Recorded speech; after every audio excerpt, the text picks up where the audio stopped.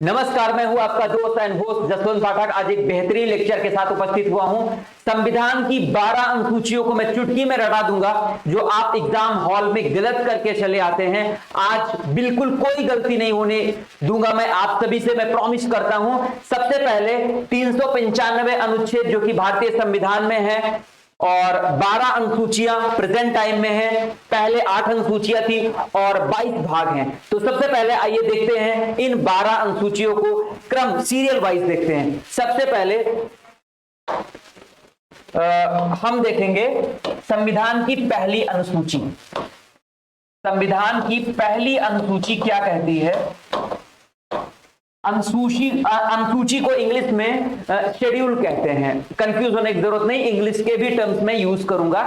English में इसको schedule कहते हैं, ठीक है। स्केड्यूल भी कोई कोई बोलता है, लेकिन शेड्यूल बोलते हैं, ठीक है। पहली अनुसूची में केंद्र और उनके राज्यों के बारे में उल्लेख किया गया है। केंद्र और उनके राज्यों के बारे में अभी बस ध्यान से देखते चलिए। जैसे ही क्लास खत्म होगी आपको ये कंफ्यूजन बिल्कुल आपकी मैं दूर कर दूंगा। सबसे पहले क्या देखेंगे? पहले आप वीडियो एक बार पूरा देखेंगे, उसके बाद लास्ट में मैं आपसे पूछूंगा कि 7वीं अनुसूची में क्या है, तो फट बताएंगे सर केंद्र राज्य संबंध के बारे में है। फटाफट आप जवाब देते चलेंगे, ठीक है। तो सबसे पहले आप केवल पूरा वीडियो ध्यान से देखिए, 1 से 2 बार आप पूरा वीडियो ध्यान से देखिए, बस कंफ्यूज होने की बिल्कुल जरूरत नहीं है, ठीक है। दूसरे में वेतन और भत्तों के बारे में। किसके बारे में? वेतन और भत्तों के बारे में। आवाज सुनते चलिए और बोर्ड पे नजर रखिए, ठीक है। तीसरी अनुसूची के बारे में मैं देखो जरा मैं इसको रफ कर देता हूं, थोड़ा अच्छे से लिखूंगा ताकि आप लोगों को ज्यादा अच्छे समझ में आए ना। हाँ, अब देखो पहली अनुसूची मैंने फिर से देखो, पहली अनुसूची मैंने क्या बताया? मैंने बताया केंद्र और उनके राज्यों के बारे में। केंद्र और उनके राज्यों के बारे में है, ठीक है। अभी इसके बारे में डिटेल में मैं बताऊंगा, पहले आप ध्यान से सुनते रहो, ठीक है। केंद्र और उनके राज्यों के बारे में है। दूसरे में जो पदाधिकारी हैं उनके वेतन और भत्तों को लेके बात कही गई है, ठीक है। दूसरे में वेतन और भत्तों को लेके बात की गई है। तीसरे में शपथ। तीसरे में क्या है? शपथ, यानी ओथ।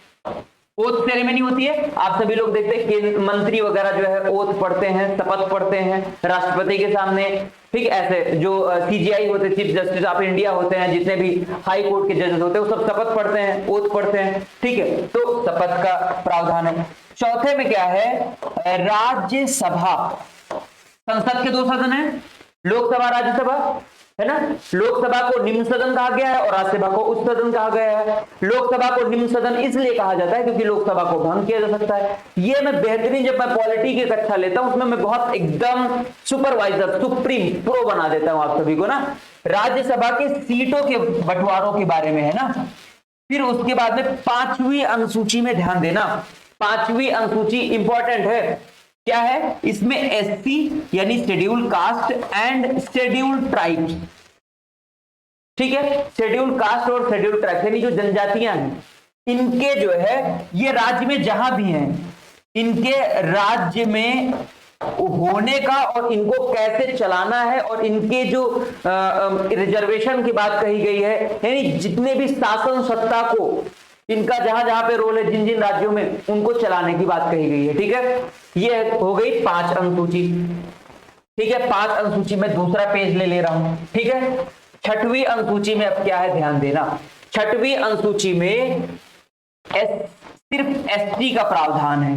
किसका प्रावधान है? शेड्यूल ट्राइब, यानी जनजातियां जो हैं, बहुत सारी जनजातियां, थारू हैं, थारू जनजातियां हैं, ठीक है। गोंड जनजाति हैं, ठीक है। आप देखते हो, अच्छा दिख नहीं रहा, ऊपर बहुत ज्यादा मैं लिख रहा हूं तो दिख नहीं रहा ना, थोड़ा सा मैं नीचे लिख देता हूं, ठीक है। यानी 6वीं अनुसूची में क्या है? जनजातियों के बारे में है। जनजातियों के बारे में है, वो भी कौन से? सिर्फ 4 राज्यों में। कौन कौन से 4 राज्य? AM, और टीएम। ध्यान देना, पहला जो है राज्य वो है असम, ठीक है, दूसरा राज्य है मेघालय, ध्यान देना बहुत ध्यान से, ठीक है, तीसरा राज्य है आपका त्रिपुरा, त्रिपुरा, और चौथा आपका राज्य है मिजोरम। चौथा राज्य कौन सा है आपका? मिजोरम। AMTM, असम, मेघालय, त्रिपुरा, मिजोरम, इन 4 राज्यों में जो जनजातियां रह रही हैं उनके प्रावधानों का उल्लेख है, यानी उनके रूल्स कैसे बनाए जाएंगे, उनको रिजर्वेशन कैसे मिलेगा, इन सभी चीजों को इस 6वीं अनुसूची में मेंशन किया गया है। अब हम 7वीं अनुसूची की बात करेंगे। 7वीं अनुसूची के बारे में बात करेंगे, जो कि केंद्र राज्य संबंध, सेंट्रल और स्टेट रिलेशन के बारे में, केंद्र राज्य संबंध के बारे में है, ठीक है, बहुत इंपॉर्टेंट है ये पूरा। जब क्वालिटी की मैं कक्षा लेता हूं, हमारे ऐप पे क्लासेस चलती हैं, बहुत जल्द मैं पीजीटी और पीजीटी टीजीटी के मैं क्लास शुरू कर रहा हूं, जिसमें हिस्ट्री और पॉलिटी में कवर करूंगा। 5000 से ज्यादा प्रैक्टिस सेट में कराऊंगा। जो भी लोग एडमिशन लेना चाहते हैं और जिनके पास पैसा नहीं भी है वो भी पढ़ सकते हैं, ठीक है। आप हमारे नंबर पे, दिए गए नंबर पे कॉल करेंगे, वहां पे आपको पूरी जानकारी मिल जाएगी, ठीक है, केंद्र राज्य संबंध के बारे में, ठीक है। 7वीं अनुसूची में 8वीं अनुसूची बच्चों, 8वीं अनुसूची में क्या है, क्या है, क्या है, क्या है, हम बताएंगे भाषाओं के बारे में, ठीक है। जो हमारी लैंग्वेज है, जो प्रेजेंट टाइम में 22 भाषाएं हैं, इनके बारे में 8वीं अनुसूची में लिखा गया है। समझने योग्य बात है ना। अब उसके बाद में हम दूसरा पे ले लेंगे। 9वीं अनुसूची में भूमि सुधार, भूमि सुधार और जो जमींदारी प्रथा का उन्मूलन, जमींदारी प्रथा का उन्मूलन, समझो बच्चों, जमींदारी प्रथा का उन्मूलन है इसमें। 9वीं अनुसूची हो गई। 10वीं अनुसूची में समझो, 10वीं अनुसूची में दा से दल बदल, ध्यान दो, दल बदल, जिसको इंग्लिश में कहते हैं एंटी डिफेक्शन लॉ, यानी कोई भी जो नेता है ना, किसी पार्टी से है, सपोज दैट वो कांग्रेस से है, वो जीत गए, फिर बीजेपी में शामिल हो गए, इसीलिए एक प्रावधान, एक प्रोविजन बनाया गया था ताकि दल बदलू ना हो पाए ना, नेता जो दल बदल कर सकते ये ना हो, इनके लिए एक लॉ बनाया गया ताकि ये अपनी जिस जगह से जीते हैं, जिस पार्टी से जीते उसी पार्टी में हमेशा बने रहे, ठीक है। अब 11वीं अनुसूची में बहुत इंपॉर्टेंट है पंचायती राज, पंचायती राज सिस्टम ना, पंचायती राज, ठीक है। ये गांधी जी का सपना था, है ना, गांधी जी का सपना था कि गांव, जो भारत है, असली भारत हमें कहां देखने को मिलता है? गांव में मिलता है। तो पंचायती राज अधिकतर ग्राम स्तर पे आपको देखने को मिलेगा ना, जहां पे प्रधान वगैरह होते हैं ना, प्रधान वगैरह को आप सभी लोग जानते होंगे। तो पंचायती राज प्रणाली, जो कि 24 अप्रैल को पंचायती राज दिवस भी मनाया जाता है, ठीक है। और इसके बाद में 2 अक्टूबर गांधी जयंती के दिन पंचायती राज सिस्टम लागू किया गया था, जो कि सबसे पहले राजस्थान के नागौर जिले में था। दूसरा राज्य आपका आंध्र प्रदेश था, ये भी मैंने बता दिया। यहां से बहुत क्वेश्चन भर के आते हैं एग्जाम में। अब 12वां जो है आपकी 12वीं अनुसूची बच्चों, 12वीं अनुसूची में आपको बताना चाहूंगा जो नगर पालिका है, ठीक है, नगर पालिका और नगर निगम से जितने भी उससे रिलेटेड प्रावधान हैं, ठीक है, उसको शामिल किया गया है। अब देखो फटाफट हम अपने पहले पेज पे आते हैं।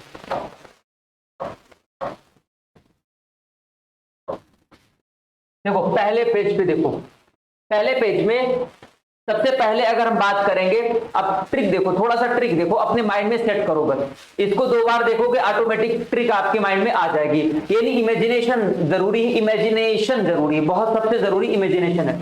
केंद्र और उनके राज्य के बारे में, यानी हम सबसे पहले किसकी बात करेंगे? अपने देश की बात करेंगे। तो यानी पहली अनुसूची में भारत और उनके राज्यों के बारे में। दूसरी अनुसूची में क्या है? पदाधिकारियों के वेतन भत्ते, यानी नंबर 2 का काम कहां पे होता है? पैसों के लिए होता है, यानी उनके वेतन भत्ते के बारे में बात हो रही। तो नंबर 2 यानी दूसरी अनुसूची में क्या है? वेतन और भत्तों के बारे में। तीसरा 3 वर्ड से मिलके बना है, शपथ, शपथ 3 से मिलके बना है, तो शपथ यानी ओथ तीसरे उसमें होगा, ठीक है, तीसरी अनुसूची में। चौथा है राज्यसभा की सीटों का बंटवारा।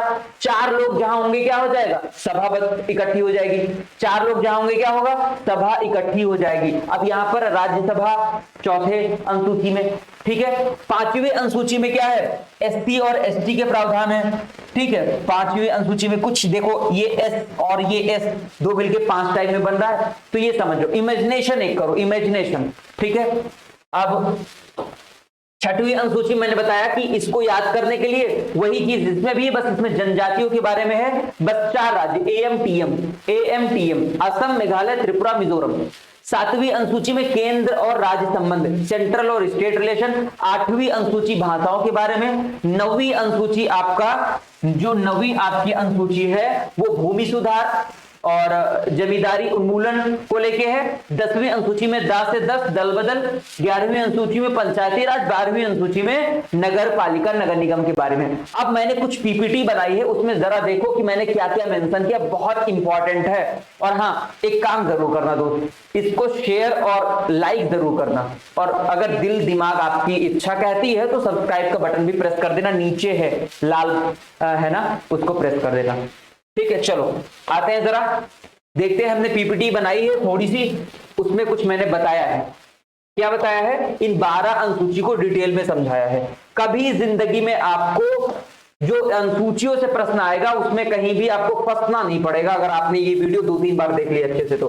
सबसे पहले, भारतीय संविधान 22 भागों में विभाजित है तथा इसमें 395 अनुच्छेद एवं 12 अनुसूचियां हैं। भारतीय संविधान में मूल रूप से पहले 8 अनुसूचियां थी, बाद में 4 महत्वपूर्ण संविधान संशोधन किए गए। इसके बाद में यहां पर 4 अनुसूचियां और बढ़ गई, जिससे प्रेजेंट टाइम में अभी 12 अनुसूचियां हमारे पास में है, ठीक है। क्लियर है इतना? चलो आगे चलते हैं। पहली अनुसूची देखो, बहुत इंपॉर्टेंट है। पहली अनुसूची बच्चों क्या कह रही है, पहली अनुसूची क्या कह रही है, दिख रहा है ना? ठीक है, वेरी गुड, दिख रहा है तो मुझे भी दिख रहा है। पहली अनुसूची देखो, भारतीय संघ के राज्यों और संघ शासित प्रदेशों के नाम एवं उनके क्षेत्र के बारे में उल्लेख किया गया है। ये आर्टिकल 1 और 4, अनुच्छेद 1 और 4, और जब फंडामेंटल राइट पढ़ेंगे वहां पे अनुच्छेद 12 में भी राज्यों को की बात करी गई है, वो मैं बताऊंगा जब फंडामेंटल राइट पढ़ाऊंगा, ठीक है, वहां भी। अब दूसरी अनुसूची में देखो, भारत के राष्ट्रपति, राज्यों के राज्यपाल, लोकसभा के अध्यक्ष, उपाध्यक्ष, राज्यसभा के सभापति, उपसभापति, राज्य की विधानसभाओं के अध्यक्ष और उपाध्यक्ष, विधान परिषदों के सभापति और उपसभापति, सर्वोच्च न्यायालय और उच्च न्यायालय के न्यायाधीश, भारत के नियंत्रक यानी कंट्रोल ऑडिटर जनरल जो लेखा परीक्षक है, आदि को प्राप्त होने वाले वेतन, भत्ते, पेंशन और विशेषाधिकार के बारे में उल्लेख किया गया है। Very important point. और ये आर्टिकल 59, 65, 75, 97, 125, 148, 158, 164, 186 और 221 में शामिल किया गया है। जब आप उपसभापति पढ़ेंगे, लोकसभा का अध्यक्ष पढ़ेंगे, तो उसमें ये आर्टिकल में पूरा पूरा एकदम कवर करूंगा, ठीक है, पूरा एकदम एग्जैक्ट। चलो आगे चले। वेरी गुड, बहुत अच्छे से आप लोग पढ़ रहे हैं। तीसरी अनुसूची में देखो, केंद्र के मंत्री, राज्य के मंत्री, संसद के सदस्य, राज्य विधानसभाओं के सदस्य, सर्वोच्च न्यायालय और उच्च न्यायालय के न्यायाधीश और भारत के नियंत्रक एवं महालेखा परीक्षक आदि के द्वारा ली जाने वाली शपथ शामिल है। ओथ सेरेमनी जो होती है, मैंने बताया ना।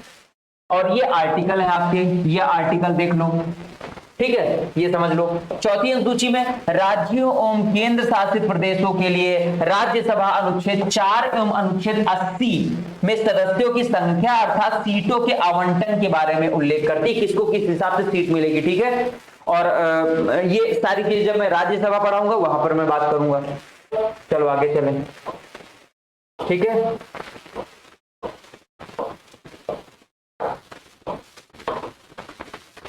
अब ये हो गया पांचवी अनुसूची के बारे में। हाँ देखो, पांचवी अनुसूची में अनुसूचित क्षेत्रों और अनुसूचित जनजातियों के लिए प्रशासन और नियंत्रण के बारे में उल्लेख है। इनके ऊपर कैसे प्रशासन और कैसे कंट्रोल किया जाएगा इसके बारे में बताया गया है, जो कि अनुच्छेद 244 में है, ठीक है, आर्टिकल 24 में।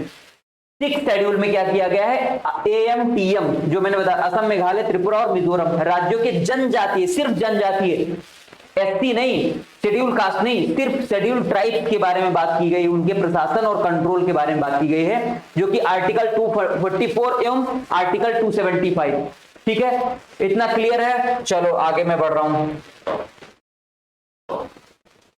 अब बात करेंगे 7वीं अनुसूची, बहुत इंपॉर्टेंट है इसलिए इसको मैंने कलरफुल थोड़ा सा बनाया है, ठीक है, इसको इसीलिए मैंने कलरफुल थोड़ा बनाया है। केंद्र और राज्यों के बीच क्या है, जो डिवीजन ऑफ पावर है, शक्तियों का बंटवारा है, इसके बारे में उल्लेख किया गया है। इसके लिए 3 सूचियां बनाई गई, यानी एक बनाई गई सेंट्रल लिस्ट, एक बनाई गई है स्टेट लिस्ट और एक बनाई गई है कंकरेंट लिस्ट, ठीक है। यानी केंद्र सूची में जिसका विषय होगा और राज्य सूची में जिसका विषय होगा वो राज्य कानून बनाएगा, और कंकरेंट लिस्ट दोनों मिलकर काम करेंगे, जिसमें समवर्ती सूची जिसको कहा जाता है उसमें केंद्र और राज्य दोनों मिलकर कानून बनाएगा, ठीक है। Okay, very good. अब देखेंगे संघ सूची, यानी जो कि सेंट्रल लिस्ट है, क्या है इसमें, इस सूची के विषयों के लिए सिर्फ केंद्र सरकार कानून बनाती है, इसमें राज्य कोई अपना हस्तक्षेप नहीं कर सकती बाबू, ठीक है। इसमें कौन कौन से मामले शामिल हैं, विदेशी मामले, ठीक है, फॉरेन मैटर्स जो है, युद्ध एवं शांति को लेकर बात चल रही हो, देश की प्रतिरक्षा और सोवरेनिटी को लेकर बात कर रही हो, रेलवेज को लेकर, बैंकिंग सेक्टर को लेकर, मुद्रा जो, ठीक है, मनी को लेकर, परमाणु शक्तियों के बारे में, ठीक, एटॉमिक पावर के बारे में बात चल रही, तो किस पे, इस पे कानून कौन बनाएगा, सिर्फ और सिर्फ केंद्र बनाएगा, यानी सेंट्रल बनाएगा, ठीक है। अब चलो आगे चलते हैं। राज्य सूची के बारे में अगर बात करें तो राज्य सूची में क्या है, देखो जरा, इस सूची के विषयों के लिए राज्य सरकार कानून बनाती है, ध्यान देना। इसमें कुछ ऐसे महत्वपूर्ण जो है वो दिए गए हैं, डिविजन्स दिए गए हैं, जिसमें सिर्फ और सिर्फ राज्य विषय बना सकती है। सबसे पहला पुलिस, पुलिस में क्या होगी, जो पुलिस होगी इस पर राज्य विषय बनाएगा, यानी इस पर जो है राज्य कानून बनाएगा, सॉरी विषय नहीं कानून बनाएगा, ठीक है। जेल, कृषि, स्वास्थ्य, स्थानीय प्रशासन यानी लोकल गवर्नमेंट पे भी बात करेगा, तो कौन बात करेगा, इस पर लॉ जो बनाएगा वो राज्य बनाएगा, जैसे छत्तीसगढ़, मिजोरम, उत्तर प्रदेश, कर्नाटक, ऐसे, ठीक है। अब अगर हम आगे बात करें कंकरेंट लिस्ट, जिसको समवर्ती सूची कहा गया है, इस सूची के विषयों के लिए केंद्र और राज्य दोनों मिलकर कानून बनाएंगे, ठीक है। समझ में आ रही बात। यदि कानून के विषय समान होते हैं तो केंद्र सरकार द्वारा बनाया गया कानून ही मान्य होगा, ये बहुत इंपॉर्टेंट है, यानी भारी कौन पड़ेगा। इसीलिए जो भारत का सिस्टम है वो क्वासी फेडरल है, कभी कभी यूनिटरी हो जाता है और कभी कभी फेडरल हो जाता है, यानी राज्य जो शक्तियां हैं, जो बंटवारा हुआ है शक्तियों का, जो डिवीजन ऑफ पावर हुई है वो राज्य और केंद्र दोनों में हुई, ठीक है। लेकिन कभी कभी ऐसा मुद्दा जैसे इमरजेंसी का टाइम आ गया तो उस समय सारी शक्तियां किस में निहित हो जाएंगी, वो निहित हो जाएगी केंद्र में, उस समय कानून किसके हाथ में आ जाएगा, केंद्र। तो अगर कोई लॉ भी बनाना होगा तो कौन बनाएगा, केंद्र बनाएगा, ये ध्यान रखना। यानी केंद्र सरकार द्वारा बनाया गया कानून ही मान्य होगा, अगर कोई कॉन्फ्लिक्ट होता है यानी केंद्र हावी पड़ेगा। कुछ इंपॉर्टेंट सब्जेक्ट हैं जो कि शिक्षा, वन, विवाह एवं तलाक, ठीक है, डिवोर्स को लेके जो बात करेगा वो समवर्ती सूची में है। ओके, अच्छा एक बार क्वेश्चन आया था, मैं आपको बता दूं कि जो पुलिस है या स्वास्थ्य है ये कहां का विषय है, तो ऑप्शन में था केंद्र का और राज्य का, तो बहुत लोगों ने केंद्र जो है बना दिया था ना, केंद्र को टारगेट कर दिया था, यानी केंद्र को टिक कर दिया था। ठीक है, इतना हो गया, चलो आगे चलते हैं। अब आगे चलेंगे हम, 7वीं अनुसूची हो गई। 8वीं अनुसूची इंपॉर्टेंट है, ये इसमें भाषाएं थी। सबसे पहले क्या है, संविधान द्वारा मान्यता प्राप्त भाषाओं का उल्लेख है, जिसमें मूल रूप से 8वीं अनुसूची में सबसे पहले 14 भाषाएं थी, ठीक है, 14 भाषाएं थी। असमिया, बांग्ला, गुजराती, हिंदी, कन्नड़, कश्मीरी, मलयालम, मराठी, उड़िया, पंजाबी, संस्कृत, तमिल, तेलुगु, उर्दू, ये सबसे पहले शामिल की गई थी। लेकिन 21st अमेंडमेंट हुआ, संशोधन, जो कि 1967 के द्वारा सिंधी भाषा को शामिल किया गया। उसके बाद फिर 71 अमेंडमेंट हुआ, जिसमें 1992 में उसमें कौन कौन सी, कोंकणी, मणिपुर, नेपाली भाषा को शामिल किया गया। 92 अमेंडमेंट में जो कि 2003 में हुआ, इसमें मैथिली, संथाली, डोगरी, बोडो भाषा को शामिल किया गया। इस प्रकार हमारे पास में अभी भी जो है कितनी भाषाएं हैं, 22 जो है लैंग्वेजेस हैं, ठीक है, ध्यान देना। और ये आर्टिकल है, आर्टिकल 344 और एवं 351 में है, ठीक है। चलो क्लियर है इतना, बहुत सही बहुत सही। अब 9वीं अनुसूची में देखो, 9वीं अनुसूची में क्या है, 9वीं अनुसूची में भूमि सुधार यानी लैंड रिफॉर्म्स के बारे में है। सबसे पहले क्या लोग करते थे, जो भूमि का उन्मूलन कर लेते थे, जो फ्यूडलिज्म था, फ्यूडलिस्ट टाइप के लोग थे, वो क्या करते थे, पूरी जो भूमि थी, लैंड थी, वो अपने कंट्रोल में रखते थे, यानी किसी को भी जो है भूमि के ऊपर नियंत्रण नहीं था। तो भूमि में रिफॉर्म्स किया गया, जमींदारी प्रथा को खत्म किया गया, जिसके पास 2-2 हजार बीघे जमीन थी। इक्वलिटी लाने के लिए क्या है, इक्वलिटी लाने के लिए ना, equal status promote among them all, है ना, इक्वल स्टेटस प्रोवाइड करने के लिए क्या किया गया, ये जो है जमींदारी प्रथा का उन्मूलन किया गया। क्योंकि पहले 2-2 हजार बीघे जमीन हुआ करती थी, 700-800 बीघे जमीन। तो सोचो मेरे बाबा थे जमींदार थे ना, 500-600 बीघे उनके पास जमीन थी, और कोई ऐसा आदमी था जिसके पास 5 बीघे जमीन नहीं थी। फिर धीरे धीरे क्या हुआ, बहुत सारी जो है लॉ बनाए गए उसके लिए, और याद नहीं आ रहा उसको क्या कहा जाता था, चकबंदी, हाँ चकबंदी के द्वारा जो है बहुत सारी जमीनें चली गई, मतलब बहुत सारी, मेरी भी जमीन उसी में दांव लग गई। लेकिन मुझे इसका बिल्कुल कोई अफसोस नहीं है, क्योंकि अच्छी बात है, इक्वलिटी होनी चाहिए ना। किसी के पास ऐसा नहीं कि किसी के पास 2000 बीघे जमीन है, किसी के पास 2 बीघे भी जमीन नहीं है, खाने के लिए उसके पास किल्लत है। तो ये चीजें होनी चाहिए, ध्यान दो। फिर उसके बाद में इस अनुसूची को प्रथम संविधान संशोधन 1951 के द्वारा जोड़ा गया। इस अनुसूची में सम्मिलित कानूनों की न्यायिक समीक्षा, जुडिशियल रिव्यू, ध्यान दो, इसमें एक और चीज है बहुत इंपॉर्टेंट है। यानी सबसे पहले क्या हुआ करता था, 1951 के द्वारा ये जोड़ा गया था। इस अनुसूची में कोई भी लॉ जो पार्लियामेंट होती थी वो अपना सिक्का उछालने के लिए क्या करती थी, कोई लॉ बनाती थी और 9 शेड्यूल में डाल देती थी, जिससे जो है जो सुप्रीम कोर्ट के जज होते थे या हाई कोर्ट के जज होते थे उसका जुडिशियल रिव्यू यानी न्यायिक समीक्षा नहीं कर पाते थे। यानी ये कानून ऐसा तो नहीं किसी की फंडामेंटल राइट को वायलेट कर रहा है, ऐसा तो नहीं कि इक्वलिटी को छीन रहा है, ऐसा तो नहीं फ्रीडम को छीन रहा है, तो इसका रिव्यू ही नहीं कर पाती थी भाई 9th शेड्यूल में डालने के बाद में। फिर धीरे धीरे उसको हटाया गया।